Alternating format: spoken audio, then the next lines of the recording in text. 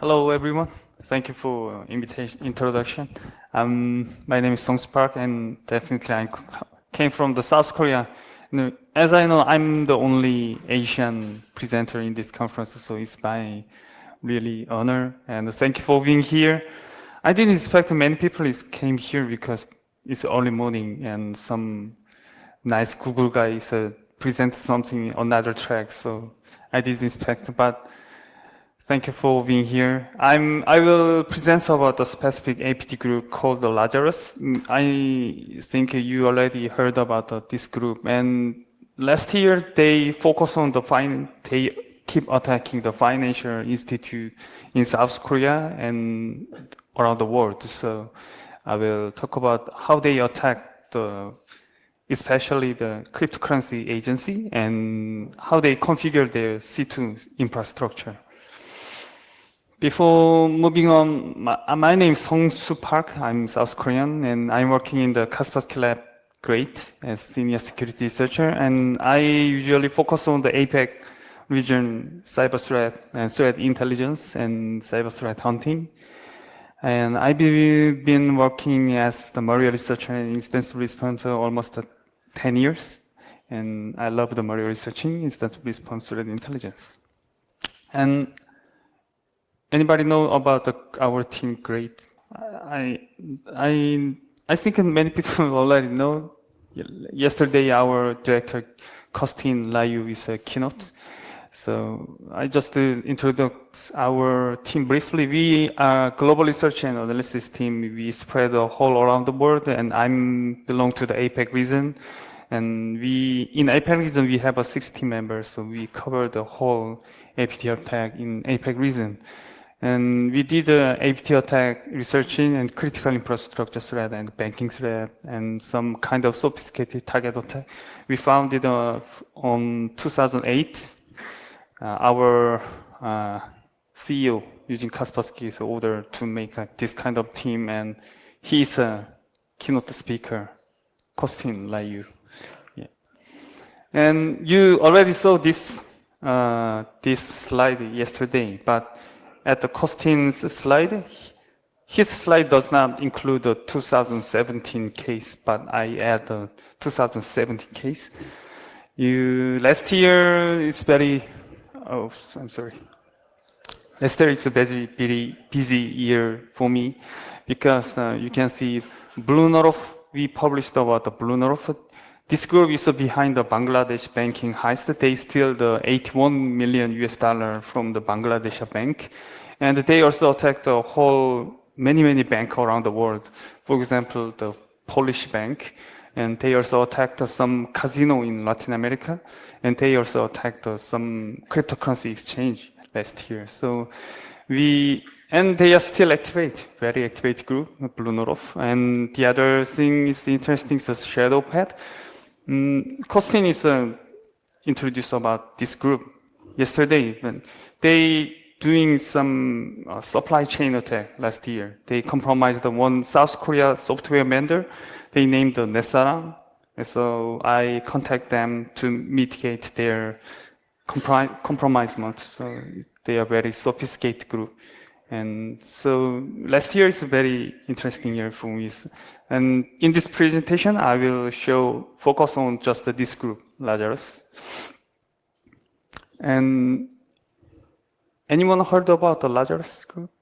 Yes, many people already know about that. But this very infamous group, very notorious APT group, and not only the security vendor, but many governments around the world is focused on this group. It's very notorious APT group. Definitely, they are the state-sponsored APT group. They have a well resources, and they keep attacking some group. And I think they have another team member and big groups. And at the first time, they usually focus on the cyber espionage and the cyber sabotage. But recently, their main intention is the financial profit. And we divided this group at the several groups. They are big entity. Lazarus is a very big entity, and we try to divide that group to several subgroup. The first one is Andariel. Andariel is one of the subgroup of Lazarus. They keep they just focus on the South Korea. Last year, they attacked the South Korea Ministry of National Defense, and after that attack, they attacking the South Korea auto teller machine. They compromised some ATM and steal some money. It's interesting. At first time, they attacked the military, and next they attacked the ATM. So they steal some military intelligence. Not only the military intelligence, they steal money and intelligence.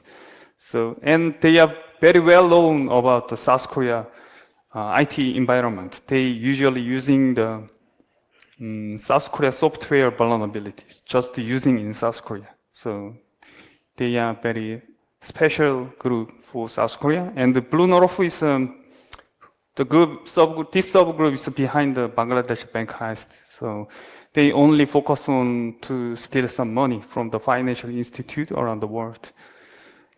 The famous attack case is 2013 Dark Soul attack. Maybe somebody already heard about that. At that time, the Lazarus wiping out the media and the bank host in South Korea. So as I remember, more than 3,000 hosts are wiping out in this attack. So it's very huge cyber attack in South Korea. And after that, 2014, the Sony Pictures Entertainment is breached. They steal some information from Sony Pictures Entertainment, and they also wiping out so many hosts in the Sony Pictures. And I think from this time, the many security vendors had a focus on the Lazarus group because it's a huge incident. And after that, the Blue North is attacked the Bangladesh bank. And last year, it's a famous one, it's a WannaCry outbreak. So it's very famous, one of the famous groups. We keep tracking this group, Lazarus. So this is our threat intelligence report published last year. And you can see that we described this malware framework, and they keep attacking the electronic cryptocurrency agency operator, and they hit the casino last year, and they are definitely Korean-speaking actor. So at every threat intelligence report, you can see the malware name, the manuscript. We call this malware as manuscript. As I know, another vendor is called it another name. For example, the asset is called this malware maybe nuke speed, and US cert is called another name, the bank shot, where the day before yesterday published a type of frame, something like that. So, but we called these malware families as a manuscript. So in this presentation, I will focus on this malware framework. So what is a manuscript? They starting using the manuscript malware around 2013. It's 5 years, and they still use this malware families very actively. And this malware is many overlap with the old Lazarus code style. You know, somebody know about the Operation Blockbuster huge report, white paper. When we compare the manuscript and the Operation Blockbuster malware, there's many code overlap and the CNC infrastructure. And at the first time, they using this malware family to attack the national intelligence, but recently they're using this malware family to attack the financial sector. This is early stage of manuscript. At the first time, they start to using this in 2013, and they using the many kind of decoy type, Word document and PDF document. And you can see that at the first one is the reunion invitation decoy document, and the sender is disguised as the University of Southern California. The second one is some invitation to seminar, but the sender is the Korean Ministry of Foreign Affairs. And third one is the same draft agenda, and then last one is disguised as sent from Strategy Division, United States Force Korea. United States, US Army. So at early stage, they're using this malware framework to steal some military intelligence or government intelligence. But now they're using this malware family, usually attack the cryptocurrency agency. And from now on, let's see the attack case in South Korea. You know, last year is everybody is crazy about the cryptocurrency. I hope nobody is losing your money in this room. But it's the same in South Korea. Many people invest their money to cryptocurrency. Some housewife made some money and invest their money. And South Korea has the many big, huge the cryptocurrency exchange. I think last year the rank is changed, but we have a huge, so many cryptocurrency exchange in South Korea. So you can see the many news from the media. There are so many cyber attacks aimed at the South Korea crypto exchange. For example, this CNN news is talk about the Ubit. It's a South Korean crypto exchange. And Ubit is bankrupt last year because of cyber attack. But I'm not sure the Lazarus is related to this bankrupt. But anyway, this exchange is bankrupt last year. And this news is a talk about another Bitcoin exchange called the Bitsum. They attacking from last year, and some law enforcement and the media said North Korea is behind this attack. Because so some people said Lazarus attacked the Bitsum, keep attacking. And maybe last week, another cryptocurrency exchange named the Coin Rail is breached. They lost their money, US $40 million last week. And it means that they still attacking the South Korea exchange from the last year and until very recently. And this is the infection vector, how they attack the cryptocurrency exchange. It's coming from the law enforcement announcement and our own investigation. There is 3 initial infection vectors. The first one is a malicious HWP file. I know you are not familiar with the HWP file.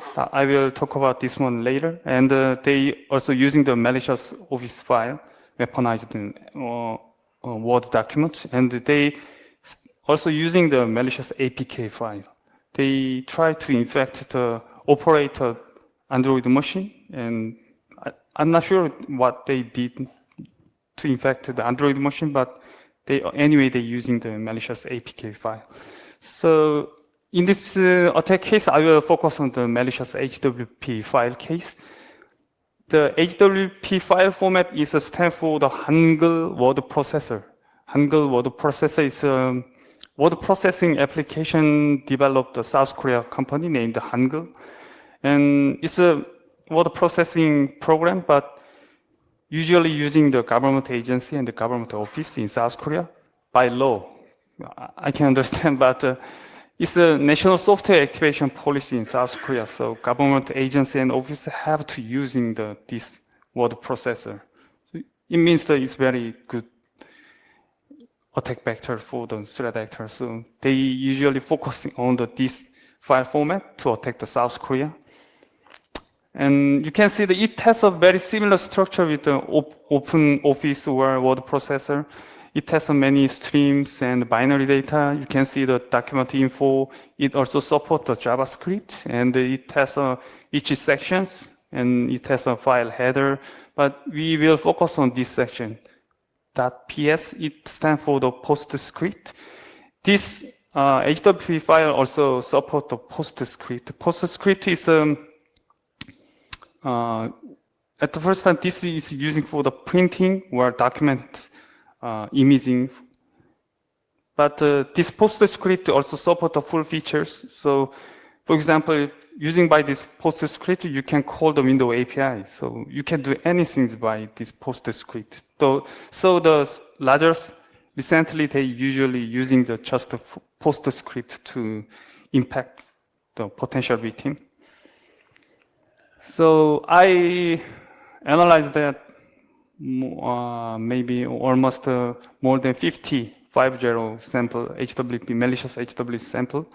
And as first one, I categorized the decoy document. And first one, they usually using the resume to send their manuscript payload. The resume, contents of the resume is mainly financial related person. And some decoy documents include the victim company's name. So, for example, I will apply your company name to blah blah. So it's easily to know they attacked which cryptocurrency agency. And they also using the cryptocurrency contents, they cryptocurrency related news or contents, and cryptocurrency market expectations. And last one is that they also using the legal issue to threat the receiver. And so they send some law sheet or audit and form about the legal issue to make some people is executed this malware. It's a whole real attack, HTTP file samples.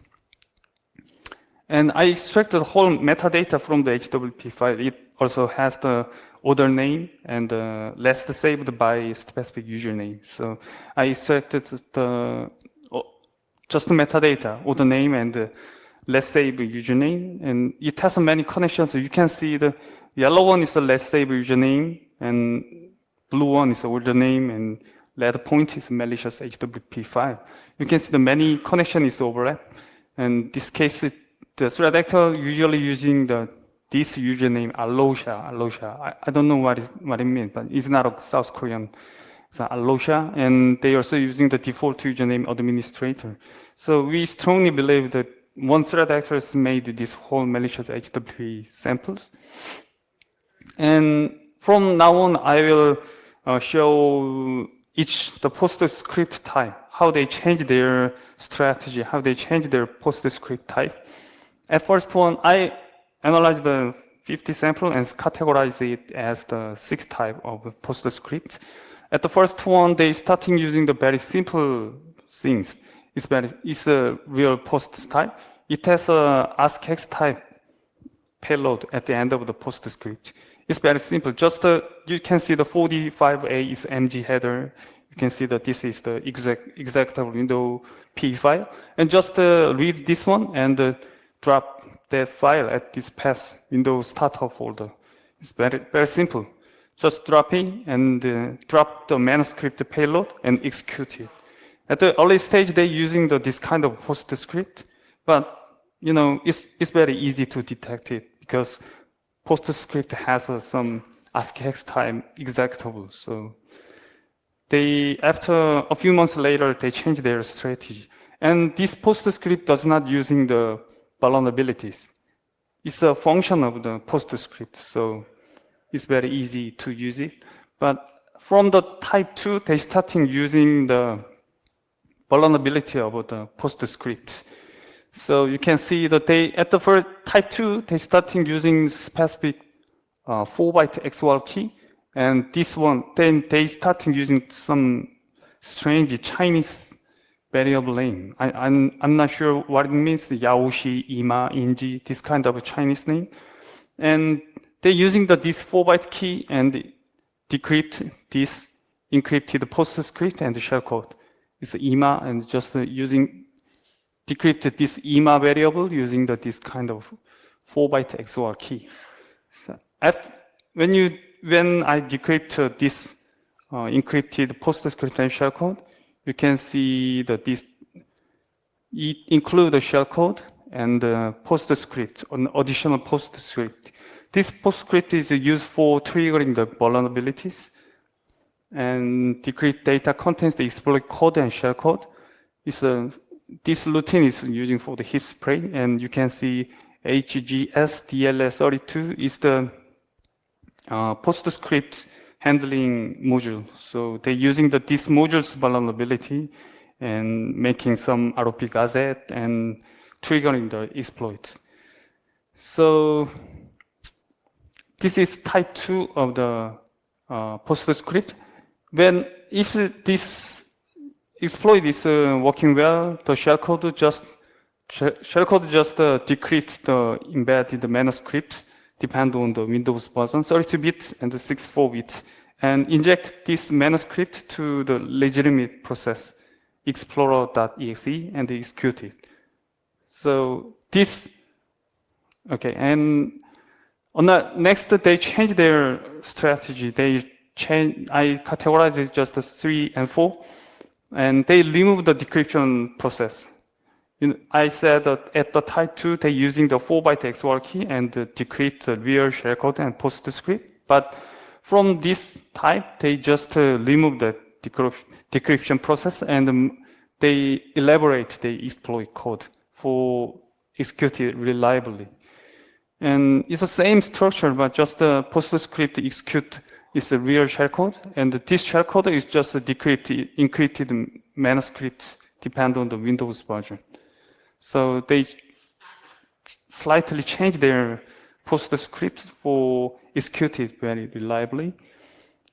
And I categorize it 3 and 4 because when they decrypt the encrypted manuscript, they're using another techniques. From at the type 3, they're using the 4-byte XOR decryption, but from the type 4, they start using the AES decryption. So they change their strategy. And type 5, they add one more function to evade maybe detection, to evade detection. This is a XOR routine.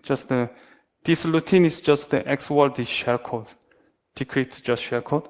So it means that they add some decryption routine at the type 5, just they add a 1-byte XOR key. And until now, the whole PostScript has the embedded manuscript payload. It means that its size is too big for the document file. But so they changed from the type 6 and until now, they're using this kind of a PostScript. The function of the shellcode is very simple. It has the same PostScript to trigger the vulnerability, but no more embedded payload, embedded manuscript malware. The shellcode is just download malware from the remote server. So until recently, they're using this strategy. So I know it's a very complicated, but let's summarize that. At the type 1, they drop the embedded ASCII type payload. At the type 2, they start using the PostScript vulnerability and decrypt the shellcode and exploit PostScript using the 4-byte XOR key and decrypt the payload with the 4-byte XOR key. And from the type 3, they remove the shellcode PostScript decryption routine and they polishing their PostScript. And until type 3, when they decrypt the payload, they're using the 4-byte XOR key. But from the type 4, they start using the AES algorithm to decrypt the payload. And type 4, they add the shellcode encryption post 1-byte decryption routine to decrypt the real shellcode. And type 6, they change their shellcode type to download the real manuscript from the remote server. So it's early of last year, and recently they keep changing their strategy to deliver the manuscript payload to the potential victim. This is structure. I just summarized that. You can see the type 2 and 3, 4, and 5 is very similar structure. And type 1 is early stage, very different type. It doesn't use any vulnerabilities, but you can see that they change their strategy from the type 2 and they keep changing slightly. And at the type 5, they just using the 1-byte XOR decryption routine. And from the type 6, they start to remove the embedded payload and they start to download the real manuscript from the remote server. So I think they are very diligent. They are very keep working to polishing their attack vector. And let me see each type divided by the functions. For example, shellcode decryption routine, just the type 2 using the 4-byte XOR, and type 5 and 6 add some 1-byte XOR decryption routine. And the shellcode triggering is using the same vulnerabilities. I don't know why people does not patch, but the government people does not want to patch. So it's not a new vulnerability, it's not a 0-day. As I heard, Hangul software add some security module to prevent some, for example, some ROP gadget or their memory protection So it's not easy to find some zero day from the Hangul file. So they keep using the old vulnerability, but they succeed. They keep attacking. And payload decryption, at the first time, they're using the 4-byte XOR, but they changed it to AES decryption, more complicated one. And the shellcode type is, until the type 5, they embedded it, they decrypt embedded payload and inject that payload to the normal process. But from the type 6, they start to download it from the remote server. Okay, let's think about this change from the attacker side and defender side.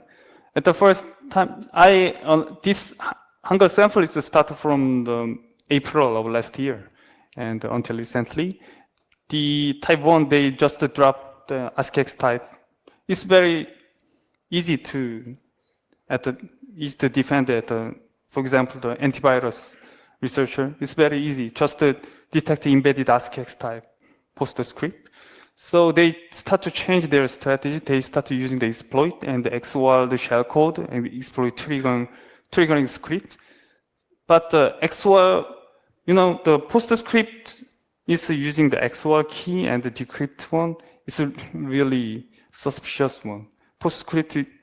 Why PostScript using the decryption routine? So they start to detect this routine. So they remove their detection routine, and they polishing their exploit code. And they also change their payload decryption routine from the XOR to the AES. So they start to detect embedded shellcode at the PostScript, so the attacker add the 1-byte XOR decryption routine. So, and at the AV company, just start to detect embedded huge size of encrypted payload. It's very suspicious. PostScript is using for the imaging or printing, but it has a huge binary data. It could be some suspicious one. So they start to detect embedded encrypted payload, so they start to download it from the remote server. So it's very cat and mouse game of attacker and defender. It's just my private opinion, but when I analyze this whole PostScript type, it is interestingly, it keeps changing like this one. Defender added some features, and the attacker changed their strategy. So it's very interesting for me. But after this PostScript, it has a shellcode type. I categorize the whole PostScript as 6 type, but it has the same shellcode. It means the same threat actor is using this PostScript. It has almost the same basic block. Similarity is very high. And when the shellcode is process searching, it's using the same type. Maybe it's type 2 shellcode, it's type 5 or 6 shellcode. So it's using the same shellcode. If the shellcode want to get handled, it also using the same shellcode. The shellcode is very simple. At the first time, the shellcode is find the decryption key they try to search AABBCCDD marker and read the decryption key and get API address by the hash and get handle using the window API anti-duplicate object API and just decrypt the real payload, real manuscript. This case is using the XOR, but after they changed to AES algorithm, and finally they inject this manuscript to the explore.exe process. That's the whole feature of the shellcode. It's the same. Whole PostScript type has the same shellcode. And payload is also, as I mentioned, is a manuscript, but it's a 2 type of manuscripts. The first type is IP-based CNC communication type. It only using the up to type 2 PostScript. It's an old one, but not seen after the last year, November. And it includes the fake SSL communications. If you have an interest about Lazarus tools, it's definitely one of the characteristics of Lazarus tools. They embedded the whole normal domain name, and when they start to SSL communication, they're using this domain name to making some encryption channel, but they does not using the SSL encryption when they really send some data and receive. They just using the fake SSL communication. And feature is just a full feature backdoor. They can handling file and process, execute command, or send some data to SIT server. And the other type is the HTTP-based CNC communications. They usually using this type of manuscript and using the compromised server in South Korea and sometimes in China. And they upload their own CNC script to the compromised server. And this manuscript also has a full feature backdoor. It can control the whole thing system impacting the host. And at the CNC infrastructure introduction, I will focus on this kind of manuscript. And as I say, I analyzed the 50 samples, but the type of CNC server is just a 3 type. So first one is a compromised server. The Lazarus is a compromised server all around the world, and it's a direct connect to the IP address. It does not using the domain name, and they start to using the encrypted channel, as I mentioned, the fake SSL channel. And the other type is they compromise the web server in South Korea, just in South Korea. They usually compromise the IIS server, and they upload their own JSP script to the compromised server, and maybe they using the specific board vulnerability. It's a South Korea board. This one is also only using in South Korea, and they also using the word process vulnerability. And I working closely with the law enforcement in South Korea. So when I found this kind of compromised server, I just send the information to law enforcement. So it's easy to react so fast because this server is in South Korea. So law enforcement just contact the administrator and remove this script. It's very easy. So recently they started using the server in China. It's not easy to react fast in China. The China policy is not, I don't know, but they started using the compromised II server in China.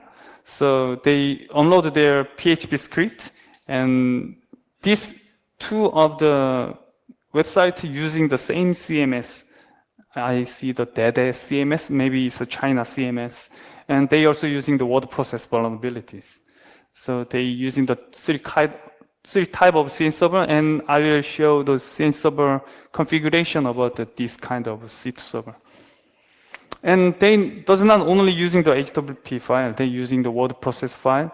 You can see that this is word process file attack the South Korea exchange. And they're using the macro file, and I will show this one later. And this is one of the cases how they persistent attack the one victim. I saw this case from the multi-AV scanner service, the virus total.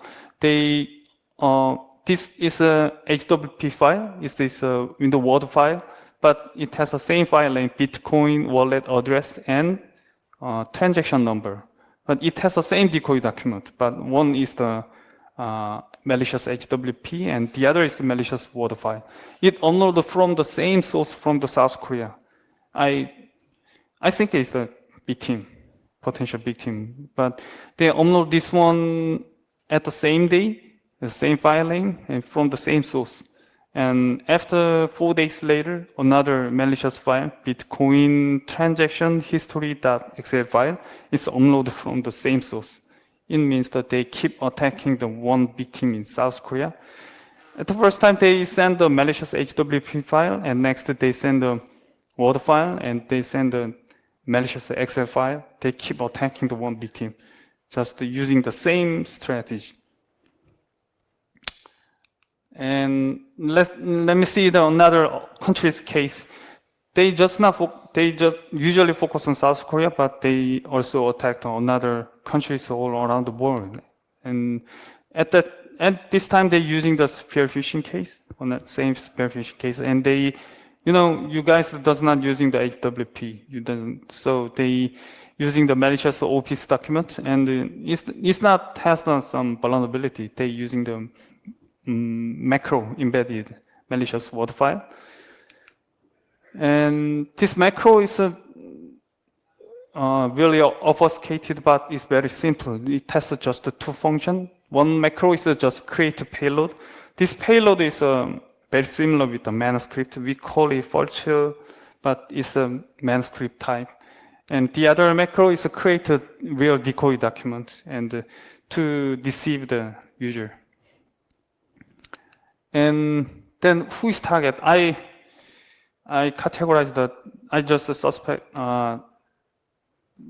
Based on the contents of the decoy document, I try to figure out who is the target. At first time, they're usually using the finance-related decoy document. You can see that this is Citibank in Mexico, and this is a BBVA bank name, and this decoy document is HABC in United Kingdom, and this decoy document is also HABC Insurance in Hong Kong. So they usually using this kind of decoy document. And the other is some kind of contents of engineering. First one is Blizzard Entertainment Project Manager, esports Blizzard Project Manager. The other is from the Googling, is a Polish city name. I don't know how can I express this. Warsaw. Thank you. And they're using some CIB operation project manager for this operation center. And last thing is that they also using the cryptocurrency decoy. It's a investment proposal from some fintech company, and this one is a real cryptocurrency exchange name, Luno. I forgot which countries. And this one is a Coinbase real cryptocurrency exchange name. And they're using this kind of decoy document. And it has this malicious macro embedded word file has the same payload. This payload also is a full-featured backdoor, also known as the full chill. Many vendors call this one as full chill. And US cert is also called a full chill. This is IP-based communication. It also using the fake SSL communications, and it using the compromised server. The Lazarus already compromised many servers, and using this payload to steal some data. And they also using the HTTP-based DC2 communication. It's the same, the South Korean attack case and another country's attack case. And it's a full-featured backdoor. It can be the handling the file or process or collect some system information is a full-featured backdoor. Then let's see the CNC server configuration, how they configure the C2 server. So I don't have many time, so let's move in quickly. I started this invocation from the one malicious HWP file. I found one CNC server from the South Korea, so I share this information to the investigation agency in South Korea, and they look up their compromised server and found one proxy module. And next hop is in France, so it's not easy to more investigation. So they just share this proxy module to me, and I did some Yara magic. I made a Yara rule and keep to expanding my research from our telemetry, and I found many compromised server around the world and how they configure their C2 server. So at the conclusion, they using the multi-stage proxy server. They configure the many compromised server, and when the manuscript start to connect the first hop, this hop is just forward the traffic another hop, and finally the traffic is go to the final stage of C2 server. They configure their whole C2 server like this one, and when I extracted the whole, I made this map using our telemetry. They attack the C2 server around the world. They just not focus on the one region or one continental. They attack many servers in South Korea, USA, Europe region. And I found many tools from the C2 server. They using the backdoor variant. They also using the active backdoor and passive style backdoor and the HTTP backdoor. It's the same manuscript when they attack the cryptocurrency agency. They're using that tools when they configure to C2 server. It's the same full-featured backdoor. And the other is the proxy malware. They configure their multi-stage proxy server, so they're using the main component of that server is the proxy module. And they're also using the information harvester. They extract the TCP connection from the inbound and outbound connection. And if they conclude that host is valuable, they start to compromise the corporate network. I saw that one case at Latin America.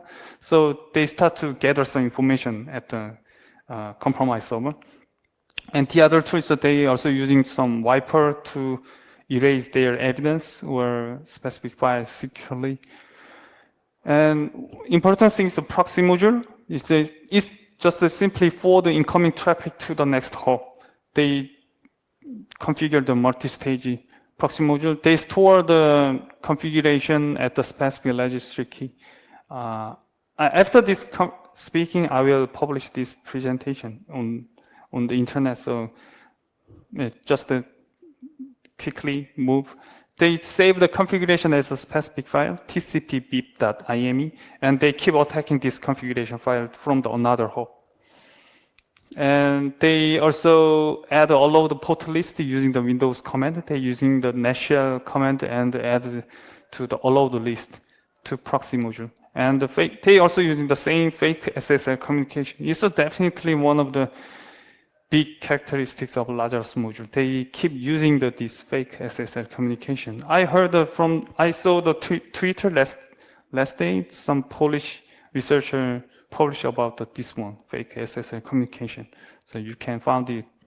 And I found another interesting proxy module. They keep changing their strategies. And this one is rarely used, this module. And this is very interesting. This P2P proxy has called this C2 server as a global P2P. Maybe it is a passive backdoor module installed this global P2P. And this infected P2P proxy infected host has two threads. One thread is receive data from the global P2P, receive data and write it to the listened named pipe. It just communicates using the named pipe. And thread 2 is read data from the external named pipe and send it to the global P2P server. It means that they want to communicate it internal infected host and send the data just one channel to the internet host. I think they can use this kind of proxy at the two types. The one is the isolate network.